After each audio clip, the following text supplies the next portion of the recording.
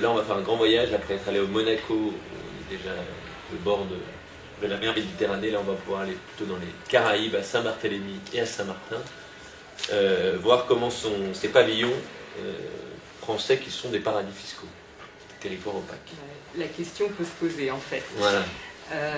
Donc tout à l'heure, Antoine, quand il a présenté effectivement ce qu'étaient des paradis fiscaux et judiciaires, a donné une des caractéristiques essentielles, à savoir une fiscalité qu'on appelle une fiscalité privilégiée, c'est-à-dire une fiscalité à taux faible. Donc, comme ça a été indiqué tout à l'heure, on a tendance à souvent parler des paradis fiscaux sur les pays extérieurs à la France.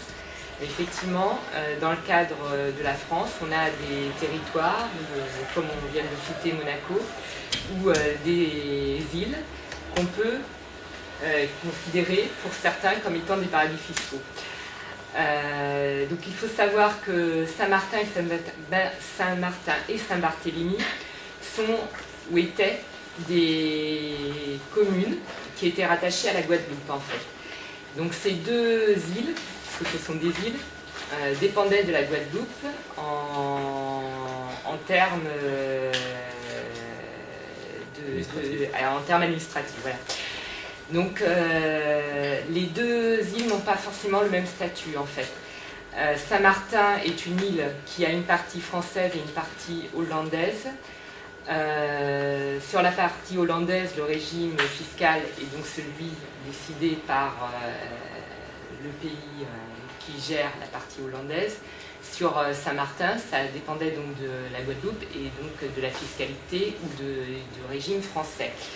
Saint-Barthélemy, c'est un peu plus compliqué, puisqu'en fait, c'était rattaché à la Guadeloupe, mais le régime fiscal de Saint-Barthélemy était, pour ainsi dire, inexistant depuis très très longtemps, puisqu'en fait, j'ai recherché l'origine, je ne connaissais pas l'origine, et devant remplacer Vincent aujourd'hui, j'ai recherché l'origine. Et en fait, Saint-Barthélemy a été, à un moment donné, une île rattachée à la Suède.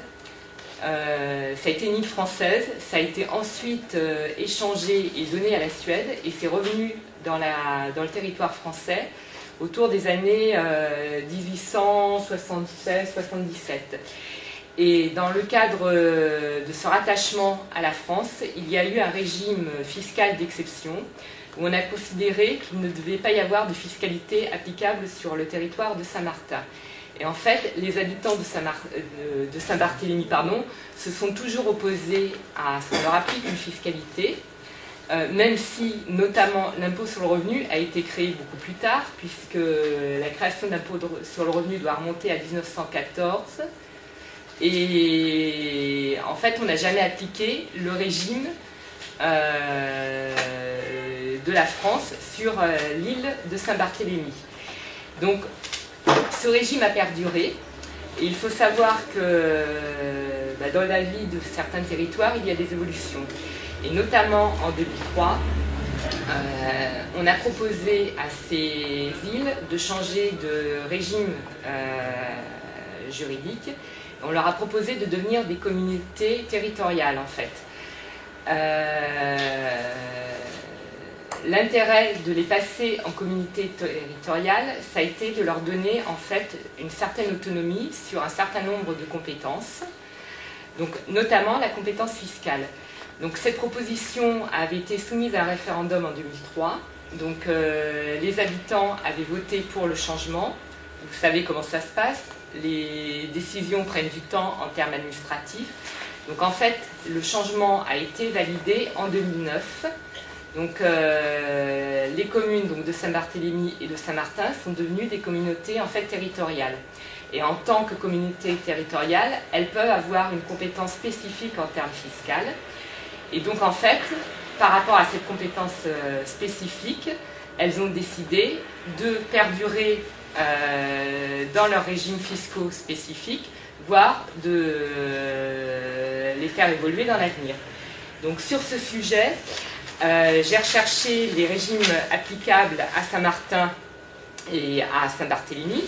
Donc il faut savoir, puisque tout à l'heure tu l'as évoqué, le taux d'impôt sur les sociétés, par exemple à Saint-Martin, il est actuellement de 22,22%, à comparer en théorie aux 33, un tiers en France.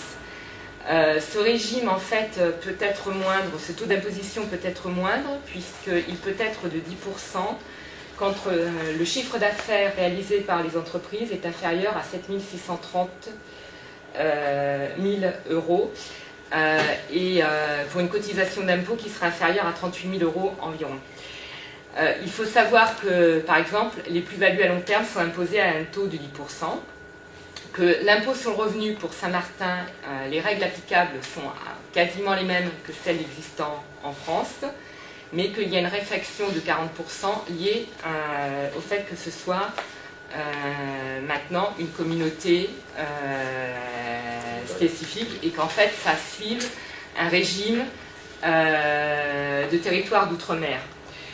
Les droits de succession, de donation, ce qui s'appelle une taxe générale sur le chiffre d'affaires est à hauteur de 2%.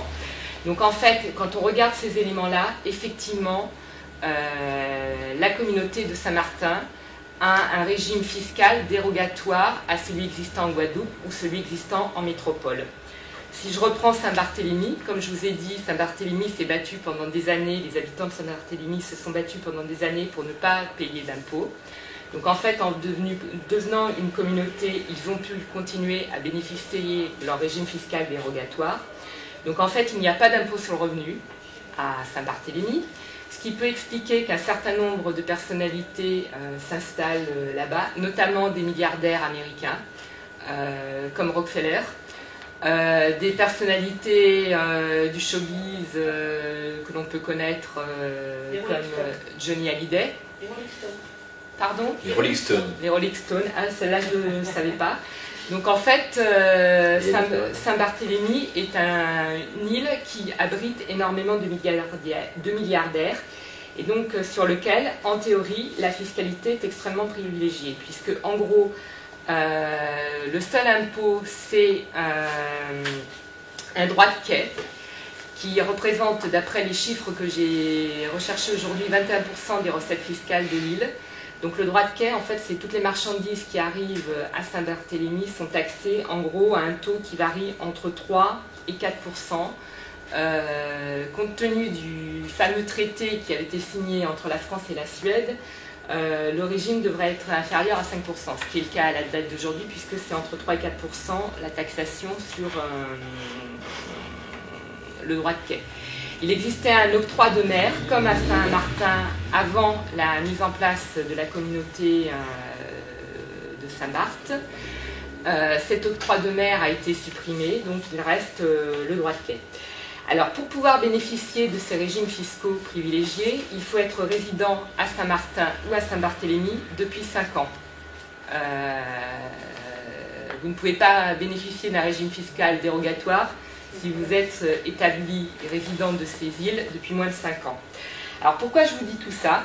Parce qu'effectivement, par rapport à ce qu'on considère être un paradis fiscal, Saint-Martin et Saint-Barthélemy ont toutes les caractéristiques d'une fiscalité privilégiée et donc pourraient être considérés comme des paradis fiscaux.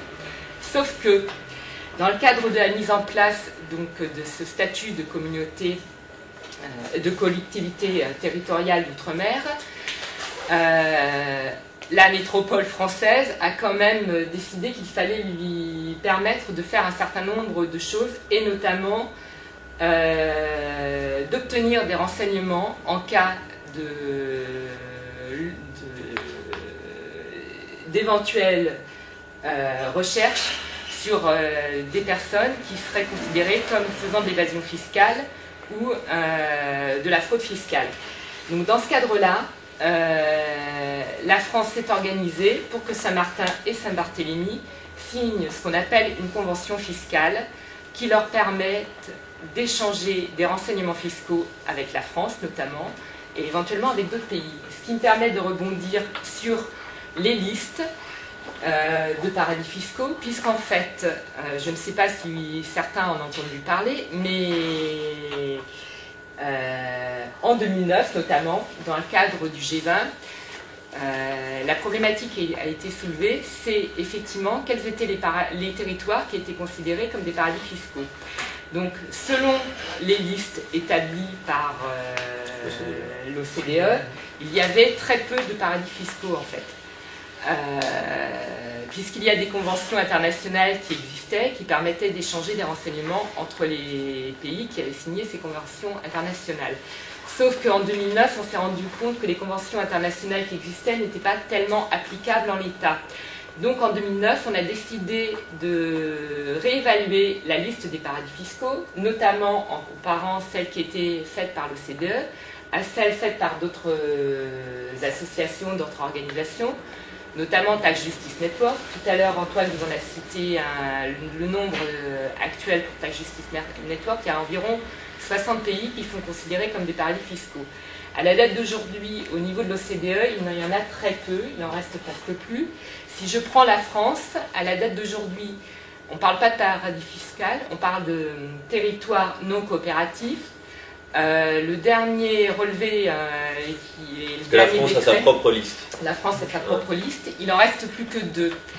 Donc Saint-Martin et Saint-Barthélemy ne sont pas considérés comme des paradis fiscaux, puisque ces territoires ont signé avec la France, avec d'autres États, des conventions fiscales.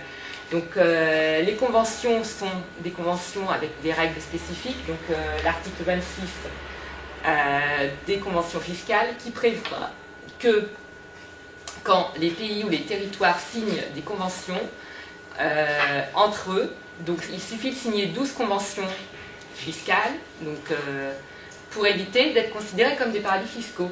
Donc il faut savoir qu'à partir de 2009, la plupart des pays qui étaient considérés comme des paradis fiscaux ont signé des conventions fiscales avec différents États. Entre paradis fiscaux. Entre eux. Donc, et entre paradis fiscaux. Entre paradis fiscaux. Donc entre États et entre paradis fiscaux. Donc du coup, à partir du moment où il y a 12 conventions de signées, on considère que les territoires ne sont plus des paradis fiscaux. Donc sortent des listes permettant de déterminer qui sont des paradis fiscaux. Alors dans le cadre de ces conventions qui ont été signées, il faut savoir qu'il doit y avoir un échange de renseignements, et c'est le pays à qui on demande les renseignements en cas de présomption de fraude fiscale ou d'évasion fiscale, sur des critères qu'on considère comme étant pertinents. Donc c'est chaque pays à qui on fait la demande qui décide si la demande qu'on lui fait est valable, si les critères qu'on lui a donnés sont pertinents, et s'il peut être considéré qu'il remplit ses obligations en termes d'échange. Donc du coup, avec ces différentes conventions qui ont été signées, à la date d'aujourd'hui, on doit être à peu près à 700 conventions signées. Elles ne sont pas toutes ratifiées, mais on considère que l'ensemble des pays qui ont signé ces conventions ne font plus partie des paradis fiscaux. Et donc du coup, sur l'ensemble de la planète, il n'y a plus de paradis fiscaux, pour ainsi dire. Sachant que toute la problématique évoquée via Monaco ou d'autres pays, à savoir toutes les transactions financières passant par différentes places offshore, que ce soit Monaco, que ce soit Andorre, que ce soit potentiellement dans l'avenir Saint-Martin ou Saint-Barthélemy, qui sont géographiquement très proches des États-Unis, voire des pays où il y a de la drogue, de la corruption, le Mexique, la Colombie, etc., pourraient très bien créer des structures adéquates qui leur permettraient de faire de l'évasion fiscale. Donc en fait, là, la question qui se pose à la date d'aujourd'hui, c'est de savoir si les conventions telles qu'elles ont été signées sont applicables, si on peut avoir de réels échanges de renseignements entre les pays qui ont signé ces conventions. Et là, donc, j'ai un chiffre à vous donner. Par exemple, dans le cadre de la France, nous avons eu Madame Pécresse qui a fait une présentation au mois de novembre en disant que la France était exemplaire dans la lutte contre les paradis fiscaux via la mise en place de ces conventions, et a quand même évoqué la réalité des échanges. Et elle a effectivement dit que sur l'ensemble des demandes d'assistance administrative qu'on avait faites pour des opérations via des personnes physiques ou des personnes morales qu'on supposait être des fraudeurs, on avait fait des demandes d'échange de renseignements, et qu'en fait, dans le cadre de ces demandes d'échange de renseignements, on n'avait eu que 30% de retour sur les demandes effectuées. Donc en fait, il y a 70% des demandes sur lesquelles on a récupéré des renseignements qu'on avait déjà, ou sur lesquels on n'a eu aucune plus-value à faire une demande d'échange pour obtenir des éléments qui nous permettraient de prouver ou de démontrer que les personnes qu'on a considérées comme étant des fraudeurs potentiels ont effectivement effectué et réalisé des opérations de fraude ou d'évasion fiscale. Donc on a une vraie question là-dessus. Comme l'a dit tout à l'heure Vincent, la question c'est comment on applique réellement les conventions, comment on détermine les critères qui permettent de valider que les critères mis en place sont pertinents, qu'est-ce qu'il faudrait mettre en place. On a une absence d'harmonisation, ne serait-ce qu'au niveau européen. Donc c'est vrai que Monaco, la Suisse, le Liechtenstein, les îles qu'on a citées, Saint-Martin, Saint-Barthélemy, Andorre, peuvent être considérés comme des paradis fiscaux, peuvent servir à faire partir des sommes qui contribueraient à financer les budgets, qui éliminent aussi des rentrées fiscales dans des pays africains ou dans des pays en voie de développement. Donc on a une vraie problématique là à résoudre, à la fois en termes d'harmonisation fiscale et de mise en œuvre réelle des conventions fiscales. Voilà, pour vous donner un petit peu d'éléments, je pense que derrière vous allez nous poser des questions, ce sera peut-être l'occasion d'en débattre et d'en rediscuter. Merci beaucoup, Laurence et Vincent.